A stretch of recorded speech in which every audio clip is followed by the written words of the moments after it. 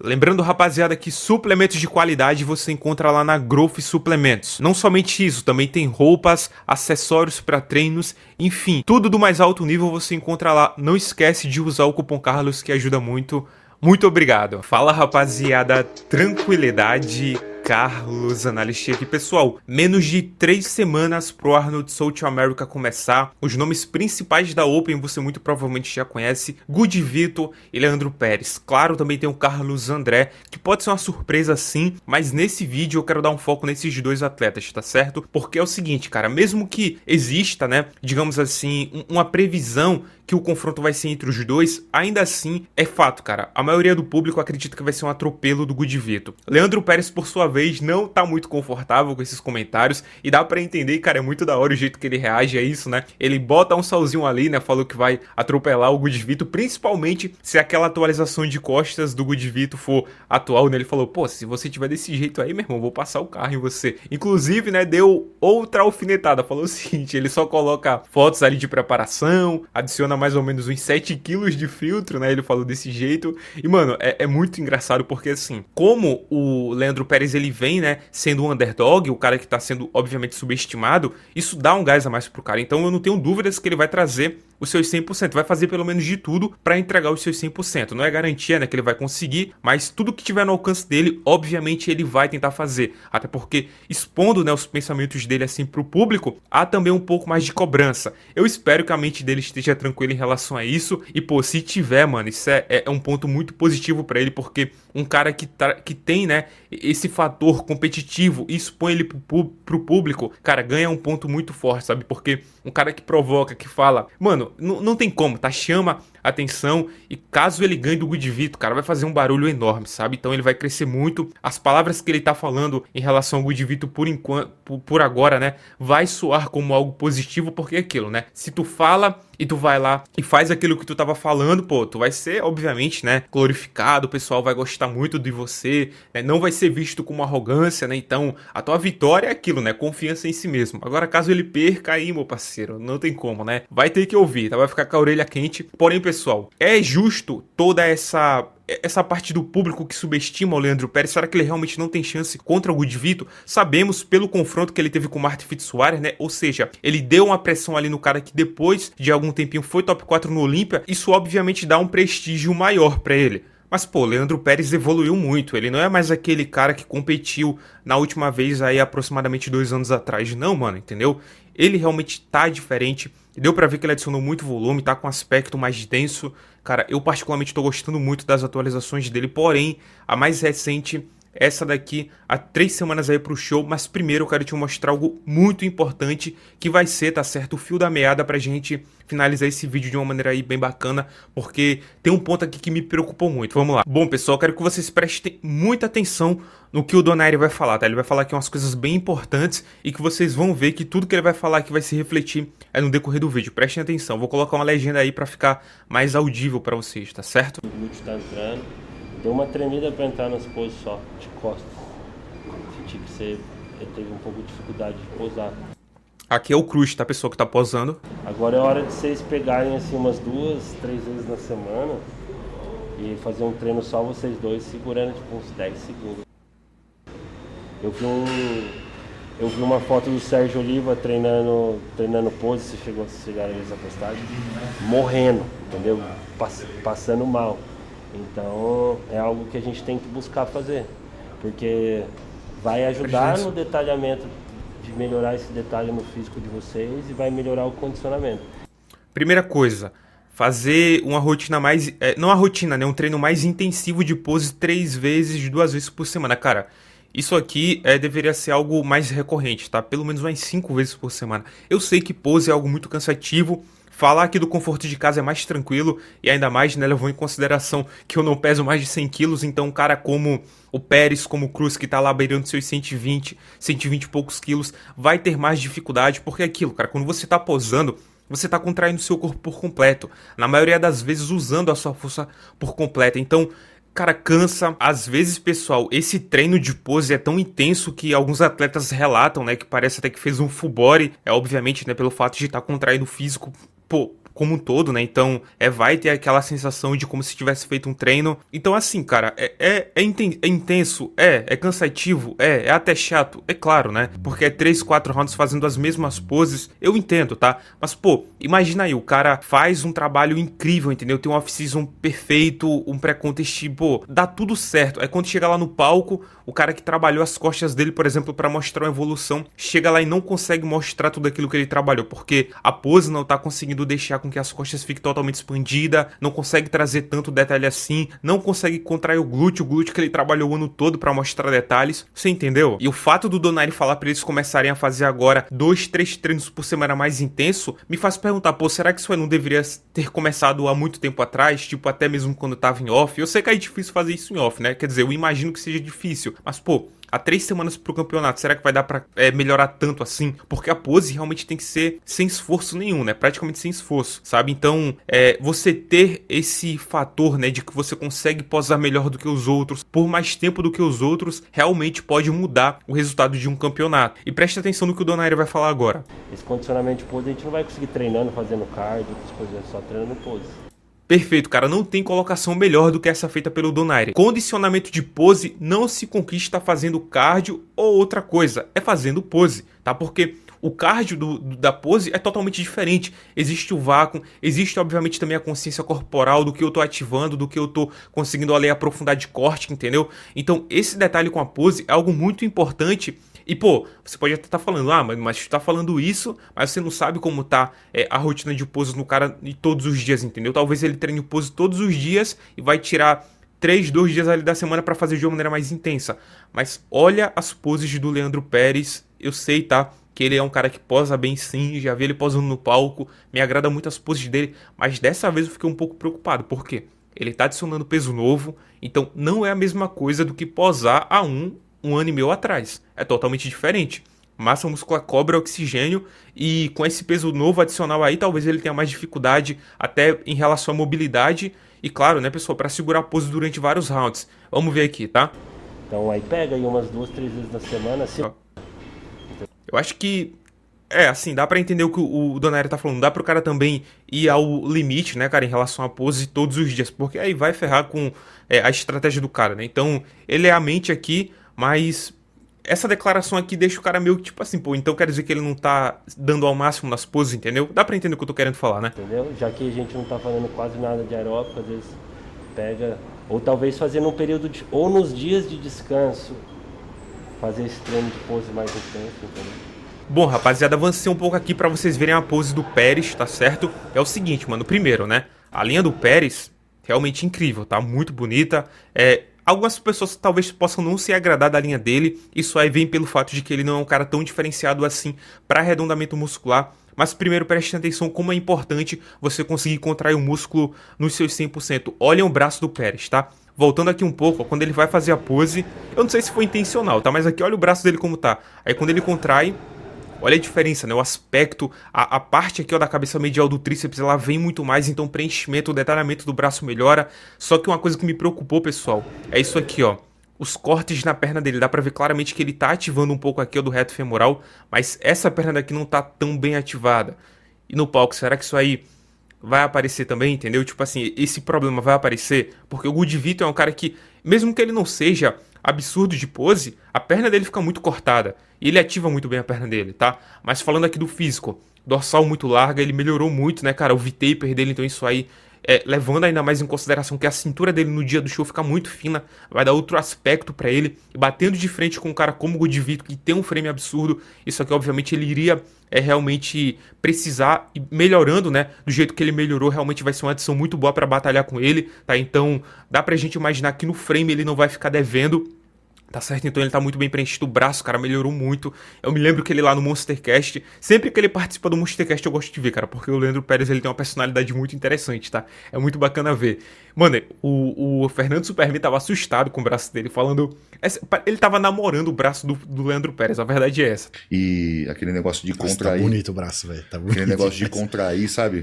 Tá? E realmente tava brutal, cara, brutal. Ele postou uma foto um dia desse que o braço dele tava bizarro e dá pra ver que realmente, né, mano, tá muito denso. Mas a perna, ó, poderia estar melhor ativada, tá certo? Vou tirar aqui o som. Não, vou deixar que o Donaire ele falou outra coisa interessante. Ele vai fazer aqui o front lat spread. Aí o Donaire alerta ele sobre a perna, ó. Aí, ó. Tá vendo? Ele não tava ativando também a perna. É claro, pessoal, aí pode entrar várias coisas. Por exemplo, será que o Leandro Pérez estava de bom humor aqui? Posou só por posar, tipo assim, tem que fazer conteúdo, posar de qualquer jeito. Pode ser isso, mas tem aqui algo que eu preciso falar com vocês. Vocês já ouviram aquele lance de estratégia de pose? Então, eu acredito que na expansão de dorsal de frente é algo que o Pérez ele precisa dar uma atenção a mais, tá? Contra o Gudivito, na verdade, ele vai ter que ser bem estratégico, porque é o seguinte, das três poses principais de expansão, onde você usa o frame, o Gudivito, ele é muito bom em duas, mas em um ele não é tão bom assim. Ele é bom no duplo bíceps de frente e ele é bom na expansão de dorsal de costas. Então o frame dele fica um absurdo. Só que na expansão de dorsal de frente, ele não é tão bom assim. E qual é o problema? Não é o frame dele. O problema é a espessura do peitoral, a densidade daquela região, a densidade também do ombro, tá certo? E aí vem aquela pergunta. O Leandro Pérez, ele tem frame para bater de frente com o Gudivito? Talvez, tá lado a lado, é o que vai falar a realidade. Mas aparentemente não. Então a largura de ombro a ombro do Gudivito é superior. O que ele poderia então tentar explorar? Aquilo que o Gudivito não tem. Espessura de peitoral. O peitoral de Leandro Pérez não é absurdo, não é tão superior ao do Gudivito, tá? Ainda mais se ele melhorar. Mas cara, é uma chance. Então o que seria inteligente? Eu não sei, tá? Se ele já tentou isso. Eu tô falando aqui de fora, né, cara? Não acompanho, obviamente, ele de maneira interna. Mas cara, fazer uma pose onde ele consiga contrair melhor o peitoral. Exemplo do Phil Heath, ele não tinha um frame tão bom assim, então o que ele fazia? Cara, vou contrair o peitoral. Então o peitoral dele ficava bem arredondado, então a pose ficava proporcional na medida do possível. Isso pode ser uma coisa, uma estratégia que o Pérez pode adicionar e pode dar muito bom. Então lá no Arnold South America, por exemplo, tem 2, 3 rounds de pose. O que ele faz?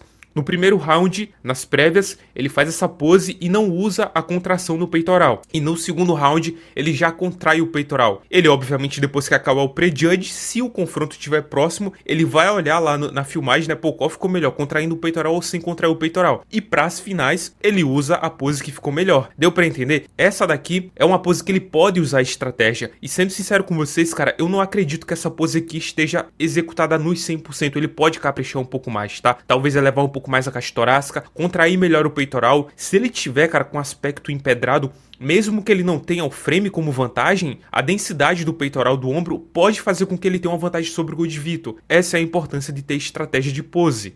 Ele vai fazer aqui agora o peitoral de lado. Outra pose, pessoal, que ele deve dar uma atenção a mais, tá? Não tô falando que a pose tá ruim, mas é aquilo, né? Ele tem que ver todas as variáveis para confrontar com um cara que não tem o peitoral de lado tão forte. Olha isso aqui. Aqui ele tá mais, tipo assim, ele não tá tão lateralizado, então ele não tá usando tanto a largura de ombro a ombro dele. Só que eu vou dar um play, você vai ver que ele vai usar mais a largura de ombro a ombro dele, ó. Ele vai virar um pouco mais, tá vendo? E quando ele vira, beleza, o frame dele fica um absurdo, tranquilo, mas ele perde um pouco daquele aspecto mais denso dele. Não é todo cara que combina usando a largura de ombro a ombro. Por exemplo, o Andrew Jackler. Vocês viram a alteração que ele fez? Nesse Arnold Classic Ohio agora, ele tá fazendo a pose, né, o peitoral de lado de maneira mais fechada. E pô, a pose melhorou um absurdo, entendeu? Quando ele tentava abrir mais o ombro dele, ele não ficava tão preenchido assim, tão denso. E isso aqui, cara, é algo que o Leandro Pérez ele tem que decidir. Será que na hora do confronto lá, eu vou abrir mais minha clavícula para ficar mais largo, né? Ou eu vou tentar ficar um pouco mais fechadinho para ficar mais denso, com o peitoral mais cheio, com o ombro mais cheio, porque o Gudivito, caso não tenha melhorado o peito, pode ser exposto pelo Leandro Pérez nessa pose. Desse jeito aqui, ainda assim, ele pode ter uma vantagem,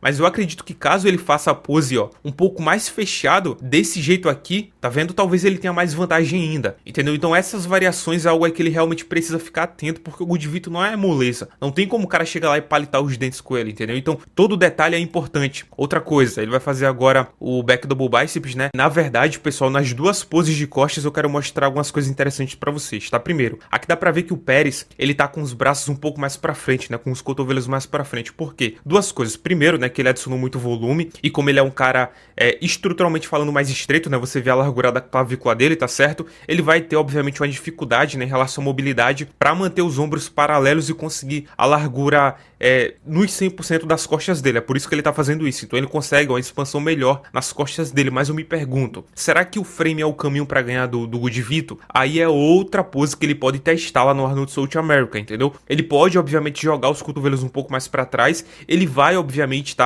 deixar o trapézio dele mais estreito. Ele não vai conseguir expandir tanto a dorsal assim, mas talvez esse aspecto 3D que ele vai trazer, né, pelo fato de ele conseguir colocar os cotovelos mais para trás, vai ser o ponto-chave para ganhar de uma maneira ainda mais clara do Good Vito nessa pose. Eu acredito que ele vai ser superior ao Good Vito, tá? Não sei se ele vai conseguir melhorar tanto as costas dele assim, o Good Vito no caso, para ganhar do Leandro Pérez. Então, é aquilo, né? Aqui, caso ele ganhe do Good Vito, dependendo da variação da pose, ele vai poder dominar mais ou menos o Good Vito, entendeu? Então, assim, será que usar a expansão por completo e perder um pouco daquele 3D, daquela densidade, é o melhor caminho, entendeu? Então você tá vendo como esse confronto com o Good Vito vai muito também na estratégia. Isso também vale para a expansão de dorsal de costas. Olha isso aqui, ele vai fazer a expansão, deixa ele fazer aqui a pose por completo, né? Pô, essa pose aqui tá legal, tá? Deixa eu ver se ele vai encaixar melhor, que ainda dá para encaixar um pouco melhor. Aqui, tá? Posicionamento do braço aqui tá melhor. Cara, assim, essa pose aqui não tem muito o que falar não, mano, tá muito boa. Eu não sei se ele elevando um pouco mais a caixa torácica dele, ele consegue marcar mais o trapézio. Eu acredito que sim. É claro que aí já entra um pouco mais de questão de mobilidade, mas é possível, tá? Se ele tivesse,